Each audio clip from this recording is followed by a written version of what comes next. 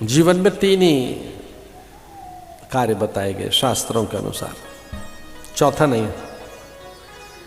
जीवन में तीन काम होने चाहिए। पहला है ज्ञानार्जनम। मनुष्य अगर है तो मनुष्य पहला एक काम करे, ज्ञानार्जनम। मनुष्य ज्ञान अर्जित करे, विज्ञान से परिचित हो। वो भौतिकीय विज्ञान क्या, रसायन विज्ञान क्या, पदार्थ का विज्ञान क्या, अभियांत्रिकी ज्ञान क्या, चिकित्सा और मनोविज्ञान क्या, तो वह अपनी योग्यता जगाए और ज्ञानार्जन करे। मनुष्य को यह उपदेश है कि वो पहले ज्ञान का अर्जन करे, साहित्य का, संस्कृति का, विद्या प्राप्ति करे। विद्या से ही उसमें पूर्णता आएगी। ये बहुत गहरे अनुभव की बात बता रहा हूं मैं आपको कि जिनमें विद्या नहीं होती, उनके पास बहुत धन हो तो भी उनमें एक अभाव बना रहता है। बहुत धन आ जाने के बाद, बड़ी संपदा, बड़ा पद मिल जाने के बाद, बड़ी प्रतिष्ठा मिल जाने के बाद भी उसे पता होता है लैक ऑफ नॉलेज, जो एक लैकुना है, जो एक हल्की सी कमी है, जो एक रिक्तता है, ज्ञान की जो रिक्तता है, ज्ञान का जो अभाव है, उसे खटकता रहता है। और वो पता है क्या कहता है, थोड़ा और पढ़ लेते तो कितना अच्छा होता, हम खिलौनों में रहे, हम सुंदर दृश्यों में उलझे रहे।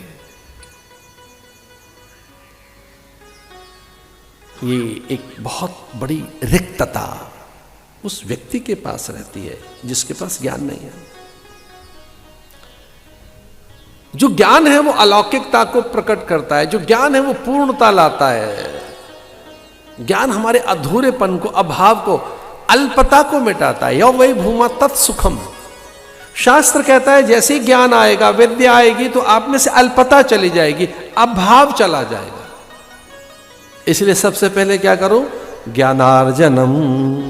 माता पिता से ज्ञान, महापुरुषों से, सत्पुरुषों से, ज्येष्ठ जनों से, उनसे जो अनुभवी हैं। इसलिए कहा गया कि जीवन में श्रोत्रिय ब्रह्मनिष्ठ महापुरुष की सन्निधि होनी चाहिए। आपके जीवन में श्रोत्रिय ब्रह्मनिष्ठ महापुरुष आए, इसलिए ज्ञानार्जनम। मनुष्य को तीन ही काम बताए गए। मनुष्य हैं हम, हमको तीन काम बताए। पहला ज्ञानार्जनम, ज्ञान अर्जित कर लो। दूसरा धनार्जनम, धन कमाओ। धन भी होना चाहिए, आपके पास अर्थ की भी प्रचुरता हो, अर्थ भी हो। अगर ज्ञान आ गया है और धर्म आया है, विवेक आया है, सद्विचार आया है, तो अर्थ भी अच्छे तरह से ही आएगा। अर्थ पर भी नियंत्रण करने की आपको योग युक्तियां प्राप्त हो जाएंगी। तो पहला है ज्ञानार्जनम, दूसरा है धनार्जनम। और ज्ञान के बाद अगर धन आ गया है तो तीसरा एक और काम है, चौथा नहीं है। फिर तीसरा कौन सा है, पुण्यार्जनम। फिर सत्कर्म करो। पुण्यार्जनम, अर्जन शब्द यानी कमाओ। एक जगह तो ये धर्मार्जन शब्द आया, महाभारत में आया। अर्जन, अर्जन माने कमाई, धर्म की कमाई कर लो। एक जगह आया है मंत्रार्जनम, मंत्र का भी एक अर्जन कर लो। अरे अद्भुत बात बताएं आपको, आत्मार्जनम, खुद को कमा लो। इसलिए कभी कभी महापुरुष ऐसा कहते हैं, थोड़ी नाम कमाई कर, थोड़ा नाम कमा। नाम की कमाई का अर्थ क्या हुआ, आध्यात्मिक अर्जन कर। जो अध्यात्म का अर्जन है, जो श्रेष्ठता का अर्जन माने कमाना। अर्जन क्या कहते हैं, कमाओ, श्रम के द्वारा कमाई, नाम कमाई। नाम को कमाओ, यानी वो भी एक कमाई तो है, एक बड़ी कमाई है। ज्ञानार्जनम, फिर बताया धनार्जनम, और अंत में बताया पुण्यार्जनम। भगवान उज्जैनी में। मालव देश गहन गंभीर, डग डग रोटी पग पग नीर। वो मालवा देश, मालवा माने ये जो मध्य प्रदेश का एक हिस्सा, थोड़ा राजस्थान का भी हिस्सा उसमें, ये मध्य प्रदेश का एक विशेष हिस्से का नाम मालवा। एक हमारे यहाँ पंजाब में भी मालवा है, माचा है, दुआबा है, इधर अपने हरियाणा में भी, हरियाणा में कई हरियाणा है, एक हिमाचल की ओर लगता हुआ हरियाणा, एक राजस्थान की ओर लगता हुआ हरियाणा, ये दिल्ली वाला हरियाणा।